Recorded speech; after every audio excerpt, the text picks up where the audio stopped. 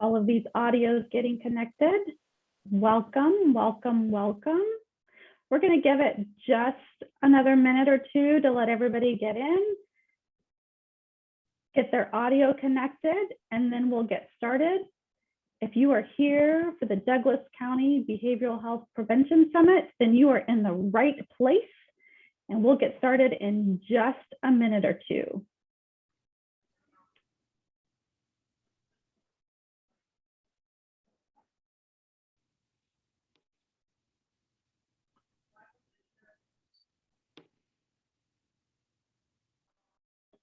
Welcome. If your audio is just getting connected, we are going to get started in probably another 30 to 40 seconds. So get your lunch beverage, get comfy because we have a treat today.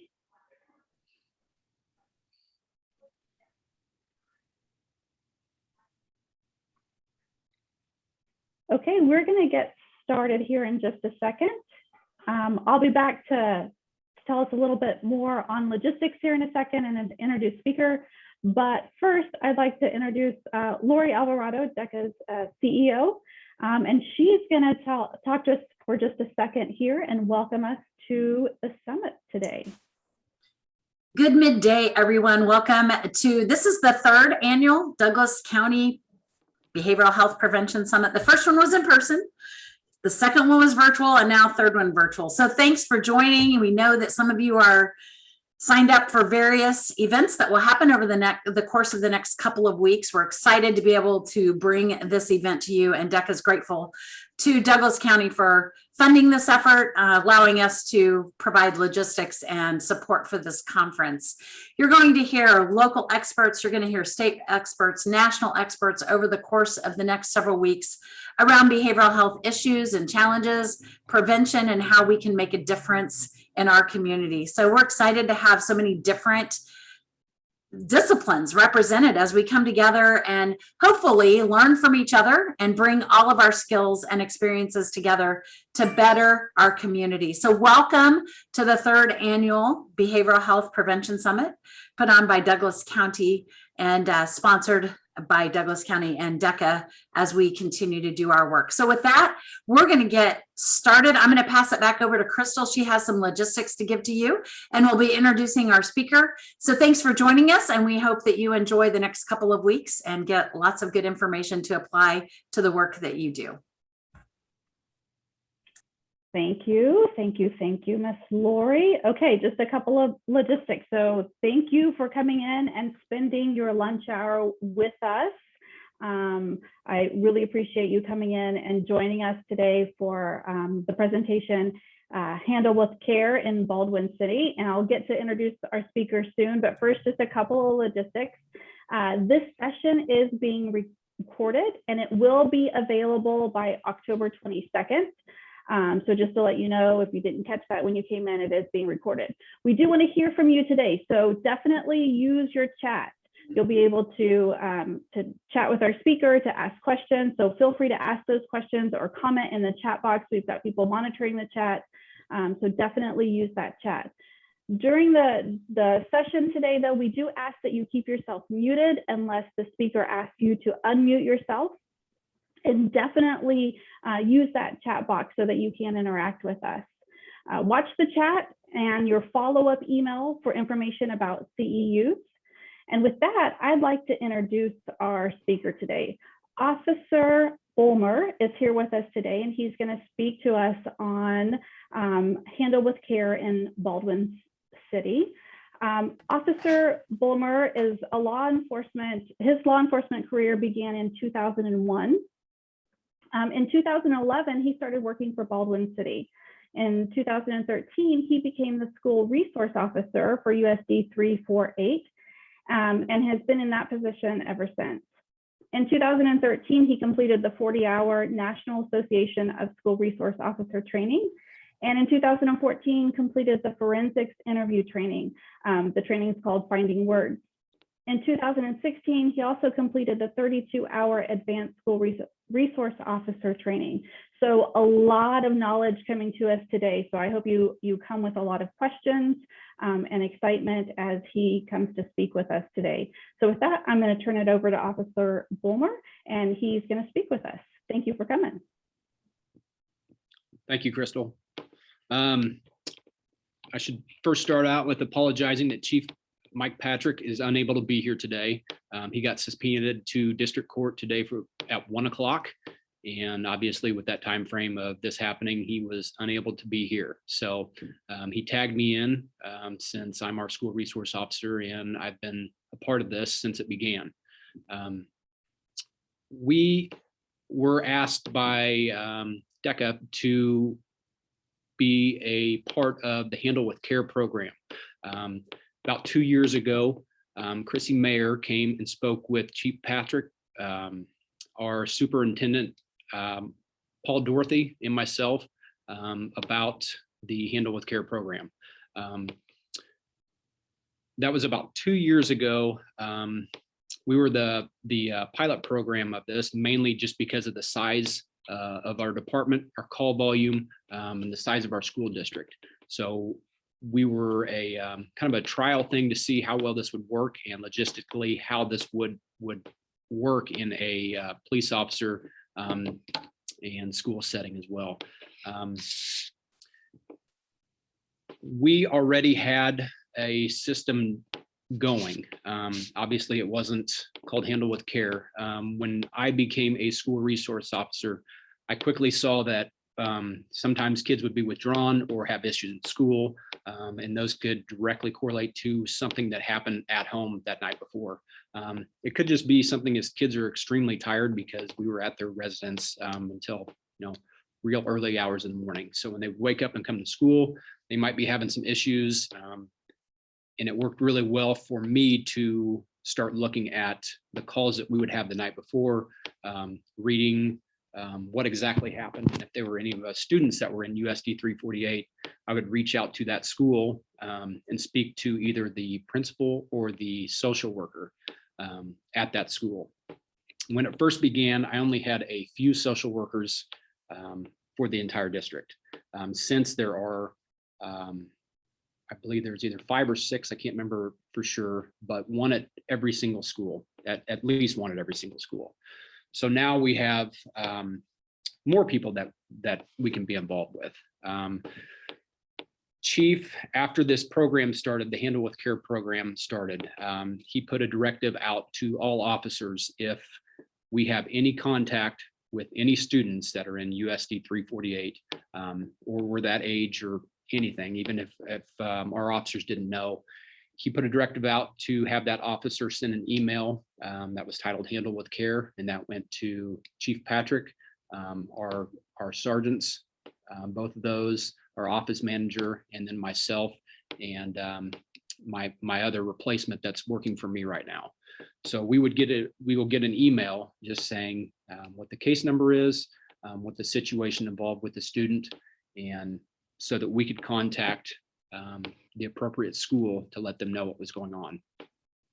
Now, with that being said, the information shared, we can't get into a lot of details with the school, but we obviously put out the information that would be considered a public information. So anything that we can tell the school to let them know that, hey, we had a contact with this student.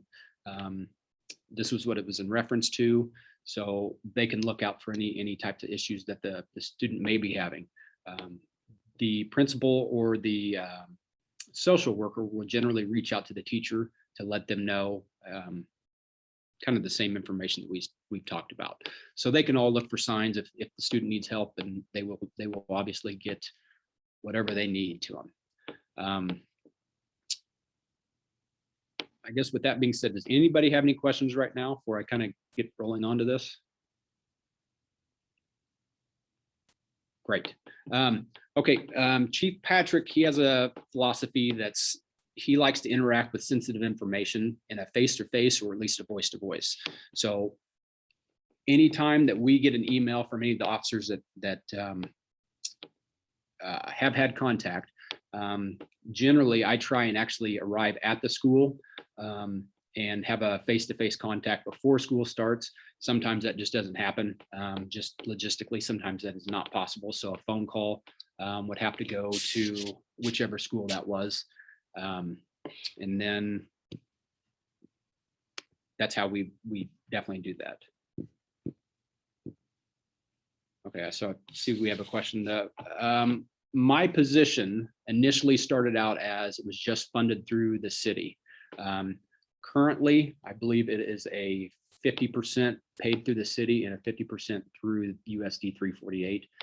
I'm not real familiar with what that contract currently is. If Chief Patrick was here, he could definitely tell you that, but I believe it's close to a 50-50 split right now from the city and the school district.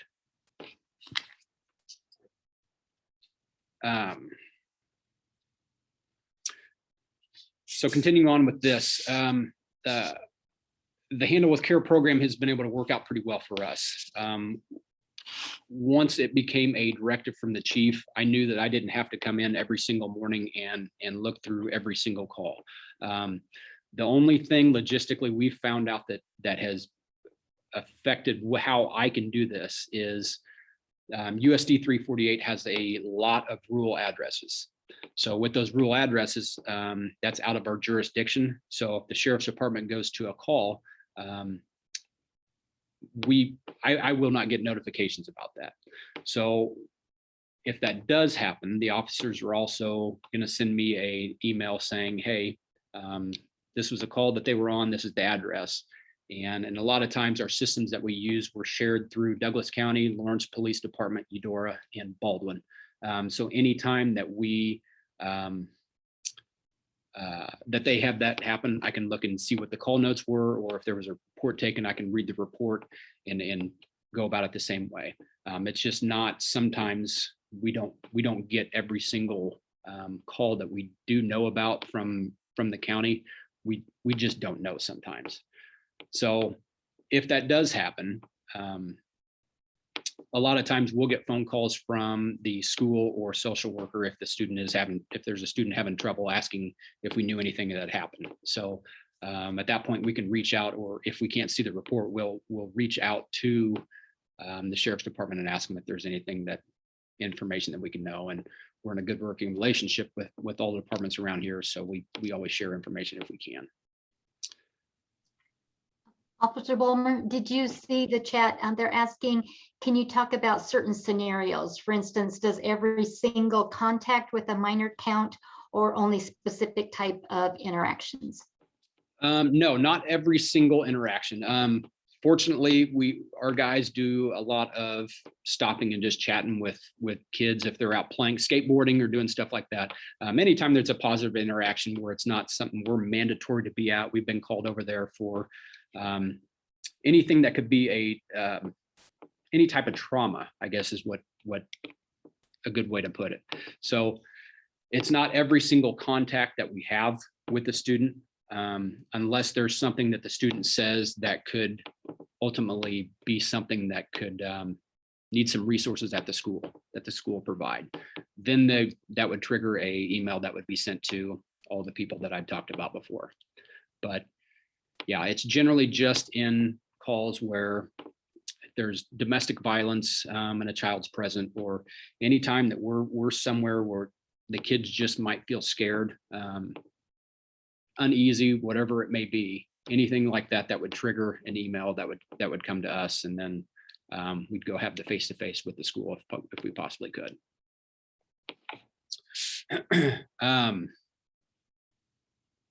Hopefully, did that answer everything? I think, Lynn. I don't see anything else in the chat. Okay, great. We do not keep statistics on how many times we get, or we go and make contact with the schools in reference to this. It happens, I wouldn't say frequently, but we try not to keep any kind of record of that at all. We'd rather be a face-to-face contact, so that if anything is ever brought up about it, we don't have to always say that we are there. Our officers also make, when they have contacts, they'll usually let the people know, hey, I'm going to reach out to the school resource officer and let him know that we were here and that they might need some resources from the school tomorrow. A lot of times that happens, and the parent or the guardian, whoever it may be that they've talked to, they will have already contacted the school before I did, because they understand that that's another resource that they can use, and that there's people out there that can help if that child needs help. So obviously this is for the kids, and it seems to work out very, very well. And a lot of times, I won't say a lot of times, there's a few times that I will call the school and the parents already called in and they're well aware of what's going on. So it's kind of neat how this seems to be evolving a little bit, as to just the officer will tell the guardian about it, and they will get the ball in motion before I even have to. So it's kind of a neat thing how seems to be developing into that. We don't talk to anybody at the school that is, I'm sorry, I speak with either the principal or the social worker. So the principals and social workers are the ones that we have contact with when you go there. And then they generally will contact they will contact the teachers then and let them know, we might have been over there until really early hours of the morning. So if you see little Johnny is extremely tired, there's probably a pretty good reason for it. At the younger grade levels, our primary center and our intermediate center, it's not uncommon that they will send a child, if they've just been up really, really late, they'll send them down to the nurse's office and sometimes just let them take a nap inside there. Sometimes that's all they need and everything's fine for them. So obviously there's a bunch of different scenarios that could work for everything, but they facilitate in any way that they possibly can, the schools do.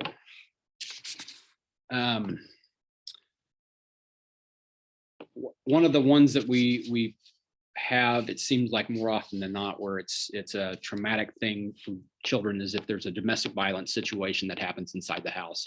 And if there is an actual domestic violence issue that happens inside the house, generally one of the parties involved will be going to jail.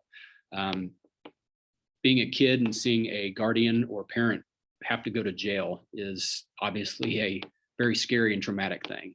So it seems like I fall back onto that a lot. There's a lot of different scenarios that will be there, but that's one that we generally will have a lot more issues than not.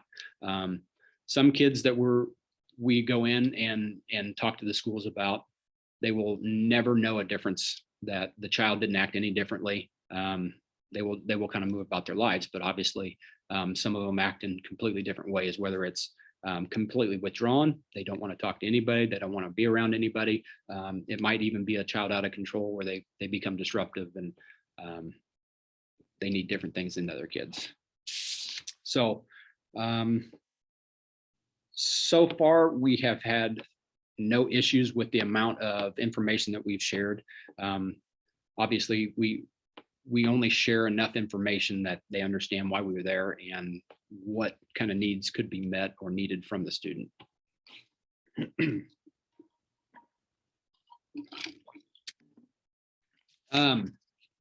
So as in 2013 is when I started, I continued. I'm still actually our school resource officer, but we have another officer right now that's filling in for me since I've been on a light duty for about 1.5 years now. So he's had to fill in, as well as with COVID, we've had to really adjust everything that's going on. We still have the exact same directives that are involved with the emails going out. We've just added another person inside there.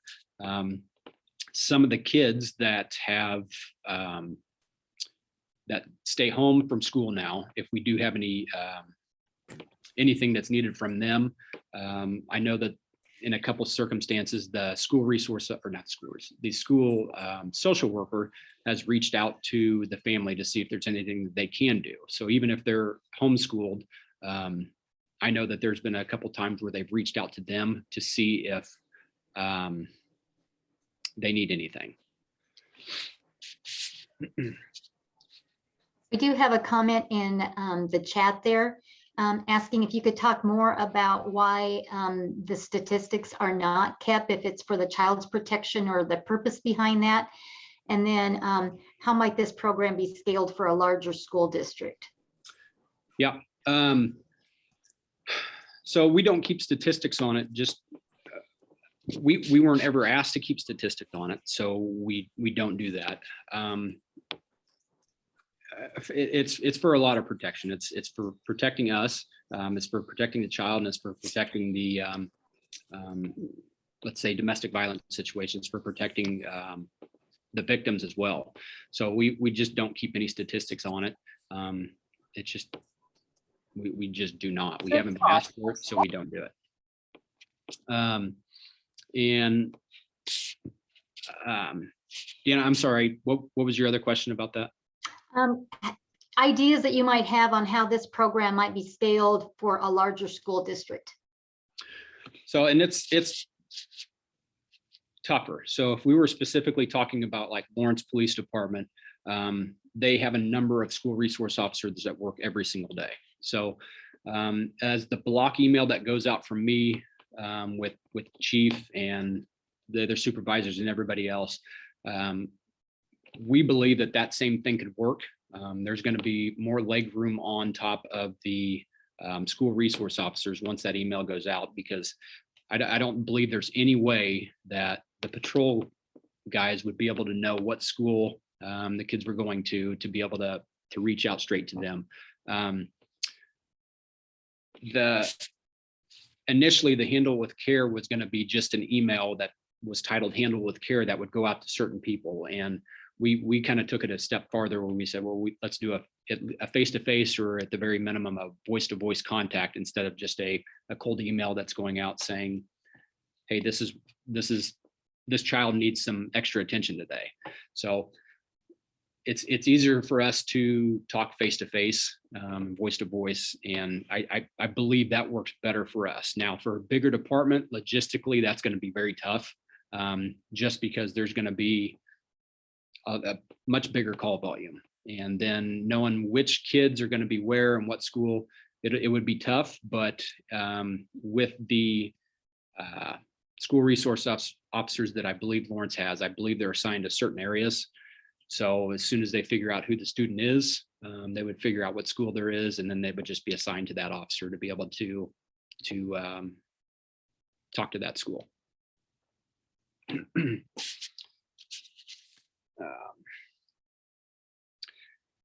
So in thinking about ways that we could improve what we've already done right now, our guess is probably 90% of the staff at the schools don't know that we do this. So I think at the beginning of schools, at an in-service day, we probably need to make contact with the staff and just let them know, hey, there's this program, it's called Handle with Care, and let them know what it is and what exactly we do. Obviously, we can't get into a lot of the details on the cases that we're working with or what the students involved with, but there's a lot of them that just don't have a clue. And that's not necessarily a bad thing, because we're not trying to spread people's personal information. So we're trying to keep it as low kept as possible to be 100% honest. And that's kind of another reason why there's no statistics that are involved. So that's probably one of the best things that we could do, is just inform all of the staff that this is what we do and this is how we're doing it. We generally leave it for them to be able to contact the teachers, so that they might have a little easier way that they're explaining of things that are happening or what resources might be needed for them. Excuse me.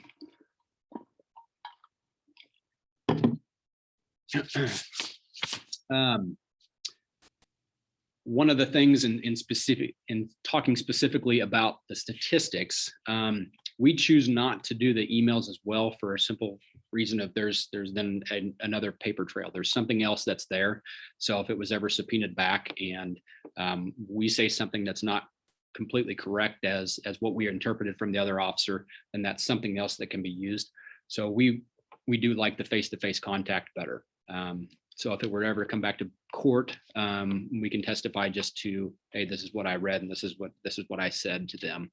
And we don't have anything that's going to be specific to exactly what it was. Hopefully that answered that for Lynn.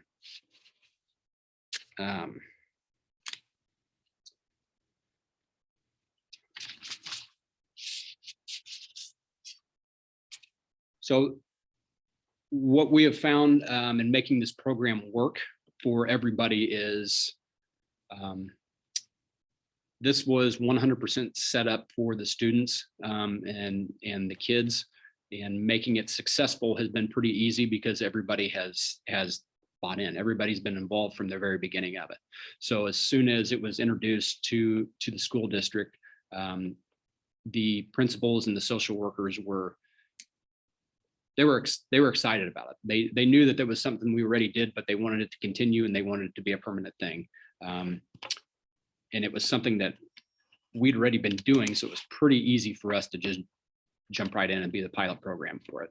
And since then, we've had really absolutely no issues with it. Sometimes there's calls that we'll get where things weren't relayed to us. And that's generally just because it was out of our jurisdiction. We haven't ever shown any issues with an officer just taking a couple minutes and shooting an email out. It's something that adds more workload to patrol officers, but in knowing what it's for, we've found that they have absolutely no problems doing it. Anybody else have any questions about anything right now?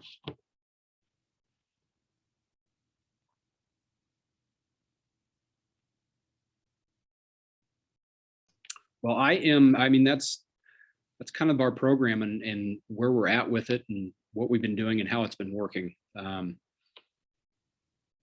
don't really have a whole lot else, Crystal.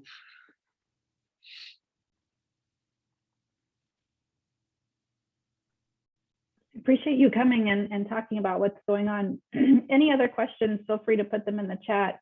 And I know that Officer Bulmer will hang around for a couple more minutes, and that way if you think of any other questions, oh, see, I asked the questions and they start to pop up. Could you talk a little bit about experiences with substance use, perhaps with kids themselves or if their parents are struggling, and is it impacting them in the school environment? Yeah. There's definitely an impact for the kids, whether it's they're ashamed of what their parents do. There's a few specific ones that I'm thinking of that I've got two kids that are within a year apart of each other, and one kid, his parents are known users, and the cycle is obviously trying to break with them, and their older one seems to he's doing fantastic. However, the younger one, he takes a lot more resources from the school. He is constantly,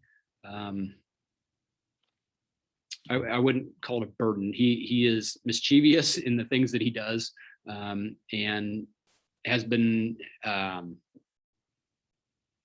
he's had a few contacts with like the e-cig type stuff.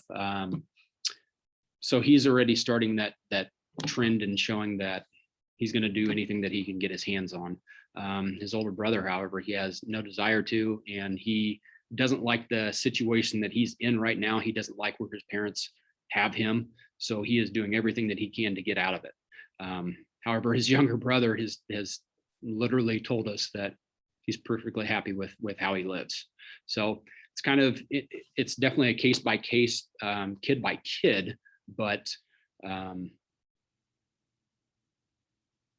yeah, hopefully that's an answer to that. I think every situation is different. Obviously, every kid is different as well. So speaking specifically on every single one of them, that's kind of a tough road to go down. That was just one that came to my mind because the kids are so close in age and they are just completely different. Couldn't be any more night and day. I think I see you reading, Kyle. Are you reading the chat from Ruth there? I am, yes. Okay.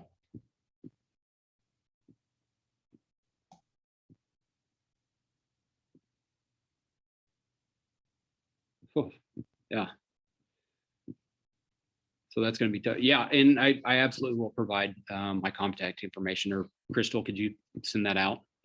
And they could either contact me or Chief Patrick. Either one would be. We usually work together on it. So.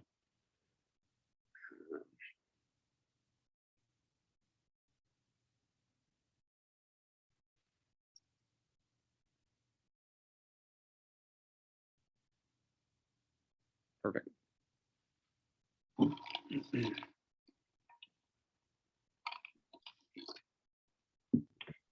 Other questions? And I did put in the chat that a contact information will go out in a follow-up email. So make sure you watch your emails for that. Other questions? Please feel free to put them in the chat while we have the time. And don't forget your CEUs. You want to claim those, and that's been provided in the chat as well. So if you need to claim your CEUs, get in there and get that done.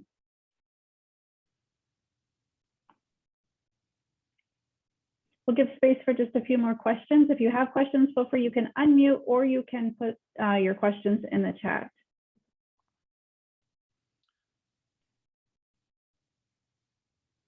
Ruth, I'll kind of hit on that. Your county has issues with legal issues of releasing the names of a minor. When this first started, I spoke with one of the assistant district attorneys at Douglas County District Attorney's Office.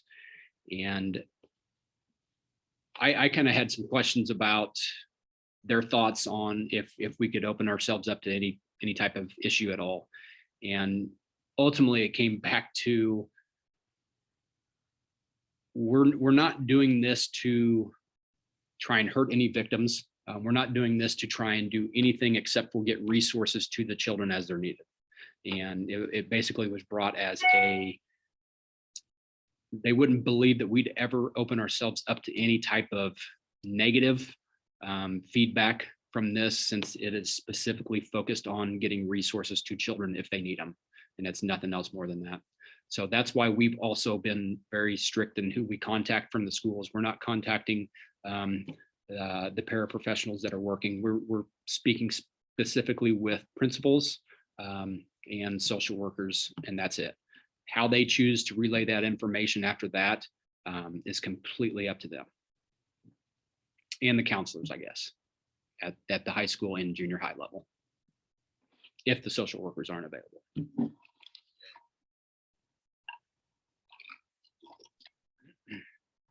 I just want to give recognition that you got a shout out. So you're doing a great job. Baldwin High School appreciates you coordinating and providing support. So Thanks, make sure Danielle. to give your recognition for that.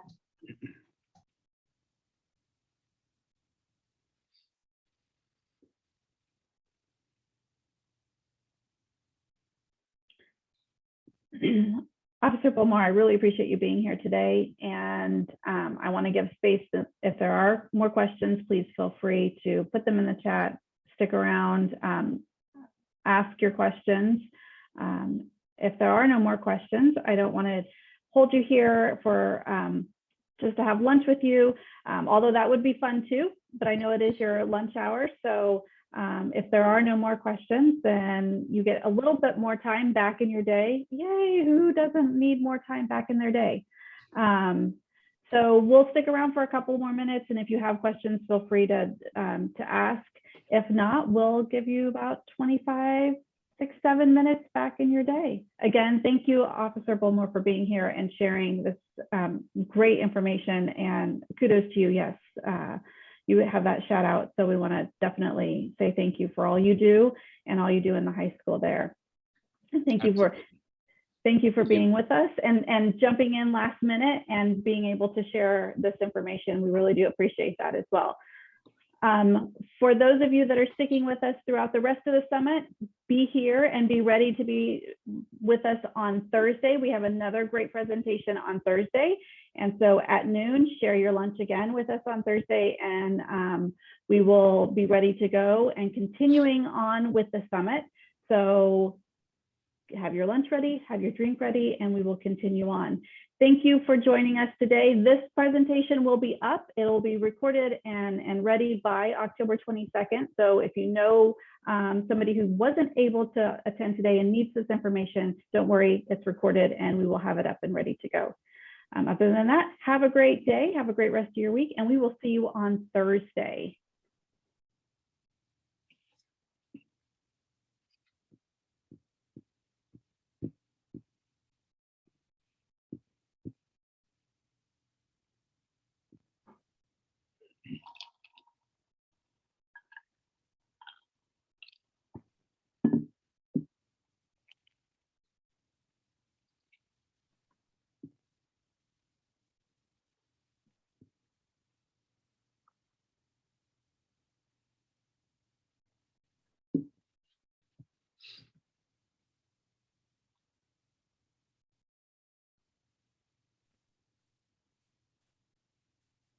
Kyle, it's Ruth. Yeah, I appreciate your information. I've been trying to get this going in our county, and I thought I'd just done a bang up job with it. Okay, so I had gone to the sheriff, got buy-in there, went to all of the school superintendents, got buy-in, all the way around until it got to the county. And then as I'm implementing this program, county counselor weighed in and axed the whole thing. So I'm like, all right, that was a good 3 months of full-time work on this. So I backed off, and I'm like, all right, there's part of the problem, I think, for us is that there wasn't, not all of the schools in our county have SROs. I think that after the first of the year, every school district will have an SRO, which hopefully will help with that. And I can say that not every school in our county has a social worker. So I had this set up that if the school had an SRO, the notification went directly to the SRO, and they then contacted the counselor or social worker.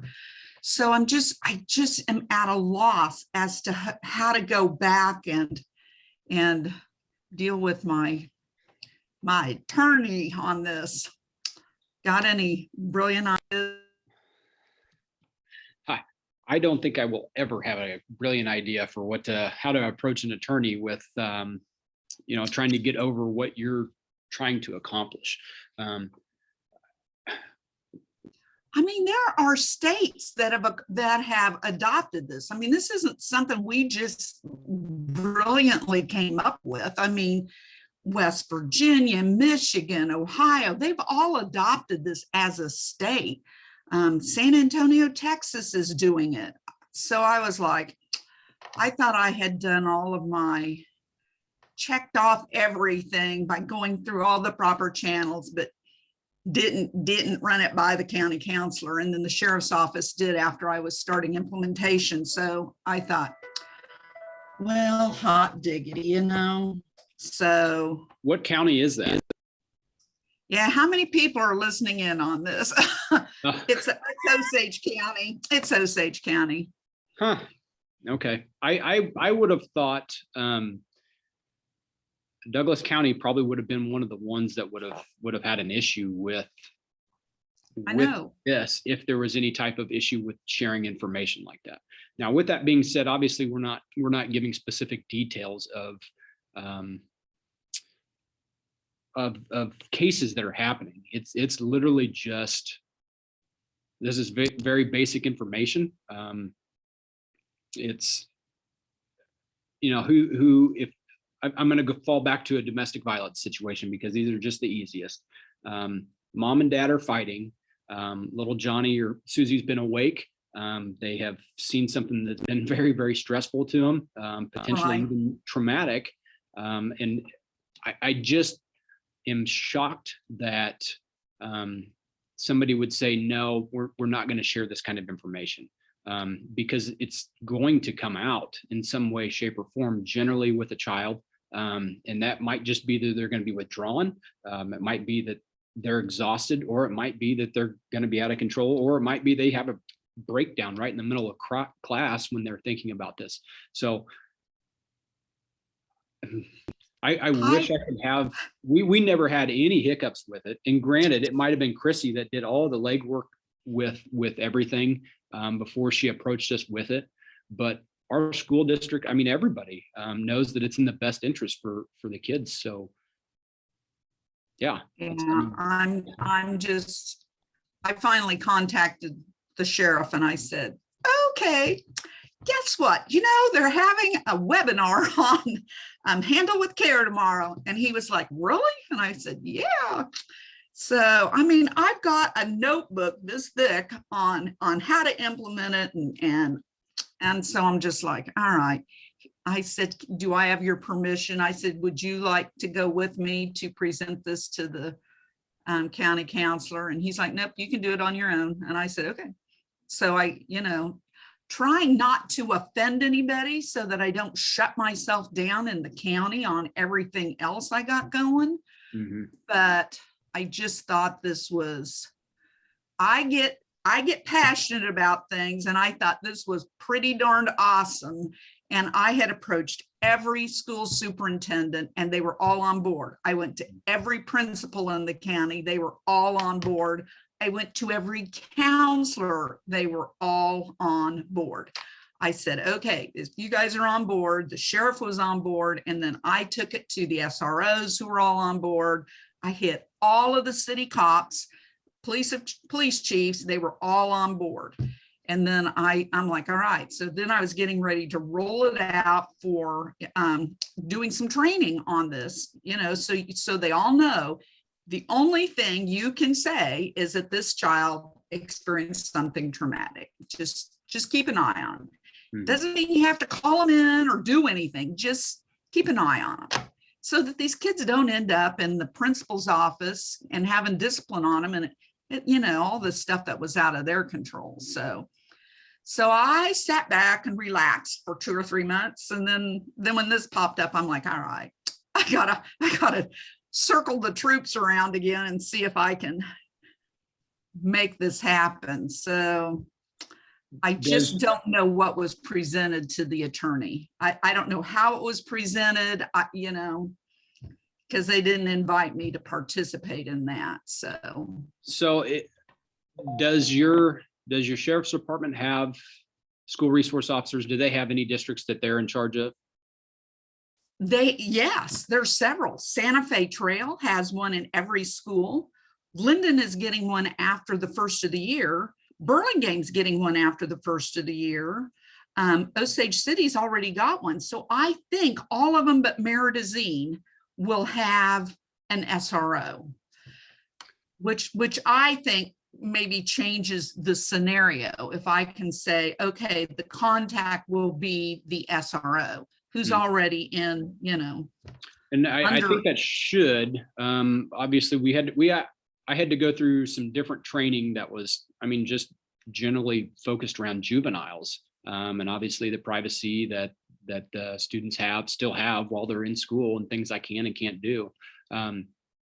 With that being said, I'm allowed to have access to their personal information through the system that USD 348 uses to keep all of their information on. So I would be shocked that your school resource officers don't have that same capability. And if they do, then there's really no privacy issues that there should be if they're speaking specifically to a social worker or the principal in regards to just that, what the issue situation would have been. I even contacted my Kansas senator who is a retired superintendent of schools for the Auburn Washburn School District. And I'm like, Brenda, would you go see what you can? And she thought it was great, and she ran it through all of her resources. And I'm like, okay, so I'm circling back, trying to figure out how to best approach this. I mean, we're paying for mental health first aid training for all of law enforcement in Osage County with our grant. And we're also doing mental health first aid training for the staff, and all the SROs are all invited to participate in this at Linden Public Schools. So, you know, I'm like, come on, people. Our grant does a lot of good things for you folks. Help me out here a little bit. Yeah. But Yeah. There's always a hang up with minors. There always will be. I personally have zero issues with working with juveniles. I love it. That's why I'm still doing it. If I didn't, I surely wouldn't be in this position for as long as I have been. But I just don't see where somebody could have a real issue with it unless they're just worried about information getting out that shouldn't have been shared. But I think when you limit the people that you have contact with, I think that helps. And I think if it's done face-to-face or voice-to-voice instead of an email, I think that also eliminates the potential of misinformation that's being shared, and specifically having a trail for it. There's so never a reason. you don't track any of your data. I mean, our nightmare is we're a grant, and so of course we function off of data, and we've always said we don't need to know names. We don't want the names. We just want to know how many incidences so that we can track it for our grant. Right. And I don't know if that was causing him grief. I don't know.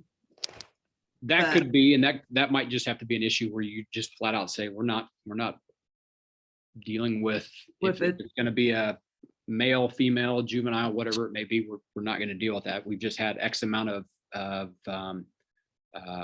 handle with care type things that have happened with this school and this school, but no other data needs to be kept or shared, and that's another reason why we don't do any of that. Okay, that's helpful to know. I just start thinking that maybe I can get around this with the fact that we will have an SRO in all of the schools. I can tell you the city police are all on board. The SROs are all on board. So yeah, because I mean, it might add a little workforce at the very beginning, but it potentially could take a lot of work away from us too. So yeah, there's no reason not to spend just a few minutes doing it. Yeah. So, well, thank you for all of your information. And hopefully I can get this through and adopted in our county. And I just know that in our county, law enforcement is overwhelmed with mental health issues right now. And I've had two chief of police just tell me it's all we're dealing with, and they're taking time away from law enforcement out on the street and being able to patrol because and our county has just minimal mental health treatment available in the county. So, I mean, I work on the prevention side, and that's what our grant does. But so I just thought, well, this would be one way that maybe we can help counter some of that if we adopted this program and had it going in the county. So that we can at least get them the resources through the schools to help them out. Right. Well, I thank you. Thanks everyone for hanging around for me. Yeah, Bruce, I might just add real quick. Sometimes, that's why the readiness, of the community is so important. And sometimes it takes somebody of equal position and, to talk with them. Not that what you have collected and done isn't all really relevant and good, but sometimes when it's fear-based, they kind of want to hold back and wait because they're really doing it from a protective place to protect, their officers and their city from getting sued and their county and everything. But sitting back and waiting and seeing that it has been effective for a couple of years in a different neighboring community might be helpful, and maybe being able to give that information to them that it is working in Baldwin City. Here's some contact people that you could contact to ask specifically from a law enforcement perspective instead of from us being the prevention people. Might be worth a try. I agree. I mean, Coffee County, Burlington's got the program implemented, so it's like everybody around us is doing it. And I thought I was being real progressive, so we shall see. But I thank you for all your input and help on this. And I might be circling back with you, Kyle. So Absolutely. Yeah. I'll keep you posted. Feel free to call anytime. Okay. Thank you. You got it.